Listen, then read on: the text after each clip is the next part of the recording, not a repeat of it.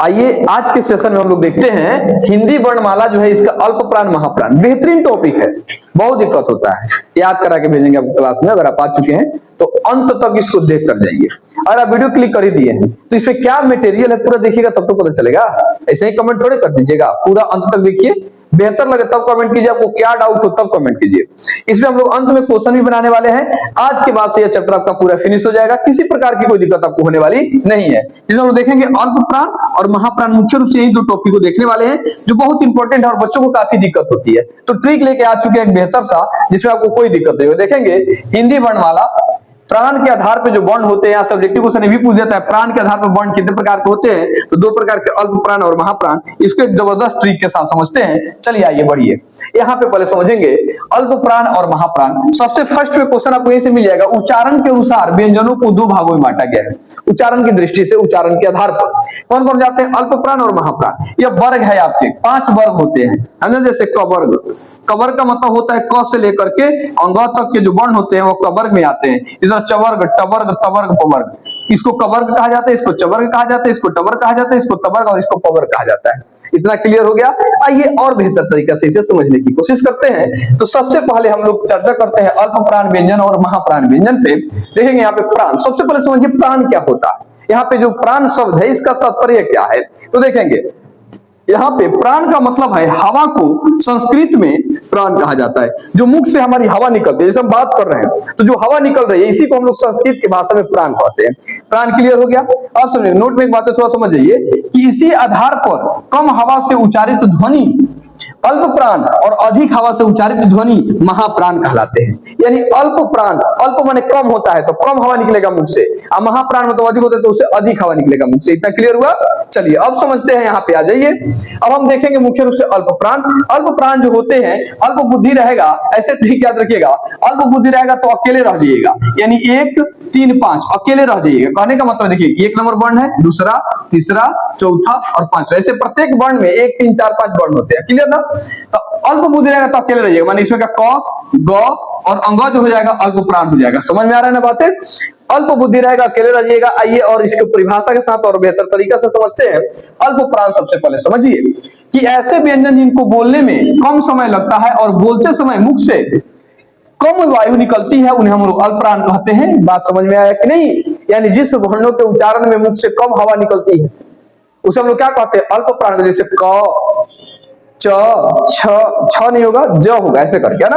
अब यहाँ पे ध्यान दीजिएगा, ये वाला पॉइंट नोट कीजिएंगे, इसकी संख्या 20 होती है। यानी अल्प प्राण जो संख्या इसकी कितना, 20 होती है। प्रत्येक वर्ग का पहला, तीसरा और 5वां वर्ण, यानी 1, 3, 5 प्रत्येक वर्ग में खोजेंगे। यानी क से लेकर के म तक में जो वर्ण होंगे वो सभी वर्ग के 1, 3, 5 वर्ण। इसके अलावा अल्प प्राण है और सभी स्वर जो होते हैं अल्प प्राण होते हैं। स्वर वर्णों की संख्या 11 होती है।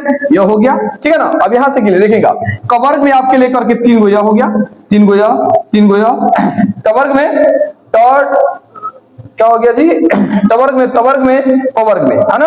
अच्छा, इसके साथ साथ चारों अंतःस्थ व्यंजन य, र, ल, व हो जाते हैं। कोई दिक्कत। यहाँ पे आपके इतना चीजें अल्प प्राण होता है। अब आप जोड़िए क्या होगा, 3 को समय मिलेगा, 3, 3, 6, इनमें 4 को कैसे आ गया, 3 को रहेगा ट, ठ, ड, ढ। अच्छा, ये अंग वाला है तो अंग वाला इसको हटा दीजिए, यहाँ पे आ जाइए 3 को। चलिए आगे बढ़ते हैं, आगे समझिए। अब यहाँ आ जाइए महाप्राण। अब समझते हैं महाप्राण को। महाप्राण में देख लीजिए, यहाँ पे महाप्राण की परिभाषा के साथ समझ देखिए, ऐसे व्यंजन जिनको बोलने से अधिक प्रयत्न करना पड़ता हो या बोलते समय मुख से अधिक वायु निकलती है उसे महाप्राण कहते हैं। महाप्राण की संख्या 15 होती है, ध्यान रखेंगे।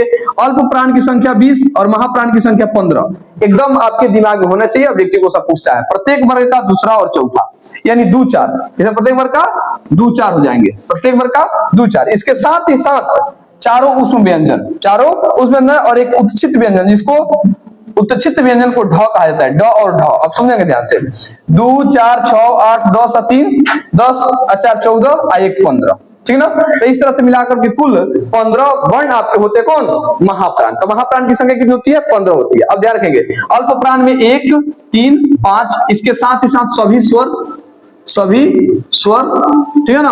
और इसके साथ ही साथ अंतःस्थ व्यंजन य, र, ल और व, इस तरह से मिला के इसकी संख्या कितनी हो जाती है? 20 हो जाती है। आई थिंक आप इसको बहुत बढ़िया से समझ चुके होंगे। अब यहां से देखिए एक एक क्वेश्चन पर हम लोग चर्चा करते हैं। महाप्राण क्या होते हैं, अल्पप्राण क्या होते हैं। महाप्राण में आप समझ गए, वैसा वर्ण जिसके उच्चारण में मुख से अधिक हवा निकलती है उसे महाप्राण कहते हैं। यहां देखेंगे 1 नंबर क्वेश्चन, निम्न में से महाप्राण वर्ण कौन सा है, यानी बता दें महाप्राण वर्ण इसमें कौन है। तो देखेंगे महाप्राण में क्या जाएंगे, यह याद आपको होना चाहिए। महाप्राण में क्या जाएंगे, 2 और 4। इसके साथ ही साथ तलावे स, मूर्धन स, दन स और ह आ जाएंगे, और इसके बाद इसमें आपका ढ होता है। इतना होते हैं, क्लियर ना। तो समझ रहेंगे ख और घ, तो ख हो गया 2 नंबर पे, घ हो गया 4 नंबर पे। चलिए क 1 नंबर पे हो गया, ये नहीं होगा, ये भी नहीं होगा, तो नहीं। राइट आंसर आपके ऑप्शन ए हो जाएंगे, ख और घ आपके महाप्राण हो जाएंगे, ठीक ना। समझ में आ रहा है बात। चलिए अगला देखेंगे। अब क्वेश्चन देखिए दूसरा, जिन व्यंजन वर्णों के उच्चारण में मुख से कम श्वास निकलती है उन्हें क्या कहते हैं। जिन वर्णों के उच्चारण में मुख से कम हवा निकलती है उसे हम लोग अल्पप्राण कहते हैं। आपके राइट आंसर ऑप्शन बी हो जाएंगे, अल्पप्राण। कोई दिक्कत। नेक्स्ट प्रश्न देखेंगे। अगला क्वेश्चन आपके सामने है, जिन व्यंजन वर्णों के उच्चारण में मुख से अधिक श्वास निकलते हैं, अधिक हवा निकलती है उसे क्या कहते हैं। तो मुख से जब अधिक हवा निकलती है उसे हम लोग महाप्राण कहते हैं। क्या कहते हैं, महाप्राण। ऑप्शन ए आपके राइट आंसर हो जाएंगे, महाप्राण व्यंजन। चलिए अगला प्रश्न देखते हैं। नेक्स्ट क्वेश्चन देखिए कि हिंदी में महाप्राण व्यंजन की संख्या कितनी है, बताइए। महाप्राण व्यंजन की संख्या कितनी है। महाप्राण व्यंजन की कुल संख्या 15 है। कितनी है, 15। और अल्पप्राण व्यंजन की संख्या कुल कितनी है, 20 है। तो ध्यान रखिएगा। तो क्वेश्चन पूछा है महाप्राण संख्या 10, 15, 20, 25। राइट आंसर हो जाएंगे आपके 15। ऑप्शन बी इसका राइट आंसर हो जाएगा। चलिए अगला क्वेश्चन देखते हैं। 5 नंबर देखिए, हिंदी में अल्पप्राण व्यंजन की संख्या कितनी है। अल्पप्राण व्यंजन की संख्या कितनी है, कुल टोटल अपप्राण की संख्या 20 है। कितनी है, 20। राइट आंसर आपके क्या हो जाएंगे, ऑप्शन सी आपका 20 हो जाएगा। कोई दिक्कत।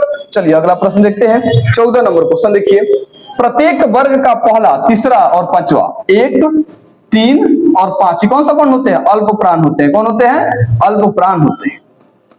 अल्पप्राण, यह बात ध्यान रखिएगा। तो 1, 3, 5 क्या हो जाएगा, अल्पप्राण। ऑप्शन बी आपके राइट आंसर हो जाएंगे। समस्या कोई, मजा आ रहा है ना। चलिए लास्ट प्रश्न देखिए इस टॉपिक का, प्रत्येक वर्ग का दूसरा और चौथा, 2 और 4 वर्ण कौन होते हैं, महाप्राण होते हैं।